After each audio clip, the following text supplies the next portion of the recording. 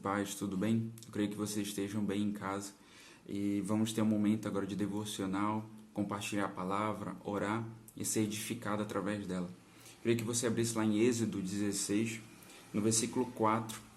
Disse, porém, o Senhor a Moisés: Eu lhes farei chover pão do céu, o povo sairá e recolherá diariamente a porção necessária para aquele dia. Então, para entrar em um contexto, a comunidade de Israel, já estava no deserto, reclamando, murmurando, em relação à fome, falando até que o Senhor poderia ter esquecido deles. Então, eles estavam num momento de reclamação. Aí lá no versículo 6, assim Moisés e Arão disseram a todos os israelitas: Ao entardecer vocês saberão que foi o Senhor quem os tirou do Egito. E amanhã cedo verão a glória do Senhor, porque o Senhor ouviu a queixa de vocês contra ele. Então o povo já tinha murmurado, e aí o Senhor ouviu essa queixa, e lá no versículo 31 do mesmo capítulo 16, o povo de Israel chamou maná aquele pão. Era branco como semente de coentro e tinha gosto de bolo de mel. Disse Moisés: O Senhor ordenou-lhes que recolham um jarro de maná. Um jarro tem a capacidade de 2 a 4 litros, tá? E que guardem para as futuras gerações, para que vejam o pão que lhes dei no deserto, quando os tirei do Egito. Então Moisés disse a Arão: Ponha numa vasilha a medida de um jarro de maná e coloque-a diante do Senhor, para que seja conservada para as futuras gerações. Então você vê, o Senhor ouviu a reclamação, ouviu murmurar e atendeu, ao desejo, à fome do povo, e entregou esse maná. Não somente o maná, mas entregou e pediu a Moisés e Arão que guardassem um jarro, de 2 a 4 litros, pelas traduções, guardassem junto com as tábuas da aliança, para as futuras gerações. E remetendo a João, aí eu queria que você abrisse João 6. No capítulo 6, começa o título falando sobre as multiplicações dos pães. Seria a primeira multiplicação que Jesus fez dos pães, tá?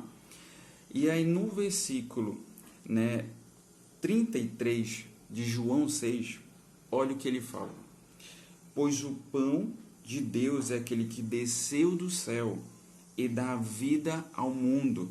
E os discípulos, meio que questionados, disseram eles, os discípulos: Senhor, dai-nos sempre desse pão. No 35, então Jesus declarou: Eu sou o pão da vida. Aquele que vem a mim nunca terá fome, e aquele que crê em mim nunca terá sede. Jesus, ele revela uma das faces dele, uma das mais importantes. Ele é o pão da vida. E ele confirma o que estava em Êxodo 16, lá no versículo 48 do mesmo capítulo 6 de João. No 48 ele fala: Eu sou o pão da vida. Os seus antepassados comeram o maná no deserto, mas morreram. Então, a comunidade de Israel. Todavia, aqui está o pão que desceu do céu, para que não morram quem dele comer. Eu sou o pão da vida, que desceu do céu. Se alguém comer deste pão, viverá para sempre. Este pão é a minha carne, que eu darei pela vida do mundo. Meu irmão, isso é uma simples passagem, mas grandiosa ao nosso entendimento como cristão. Eu lhe pergunto: do que você tem se alimentado? Do que é o seu devocional? Do que é o seu momento de relacionamento com Cristo? O meu consentimento, Jesus, através das Escrituras e através das nossas experiências diárias, Ele é o nosso verdadeiro alimento. Ele é o nosso pão diário, Ele é o nosso pão eterno, que nos dá vida constantemente. Então, que esse seja o seu alimento também. Que não sejam notícias ruins, que não sejam coisas que não são relevantes, que seja o pão da vida, que seja o Cordeiro, Jesus. Meu irmão, que Deus te abençoe. E eu oro agora contigo. Amém, Senhor. Obrigado por esse momento. Que o Senhor venha abençoar, Pai, os teus filhos, as tuas filhas. Que eles venham entender que o Senhor é o pão diário, é o pão que supre qualquer necessidade, qualquer desejo do coração, qualquer buraco que está na sua alma, ele venha a ser preenchido com esse pão diário, Senhor. Que eles venham entender que somente Tu é esse alimento.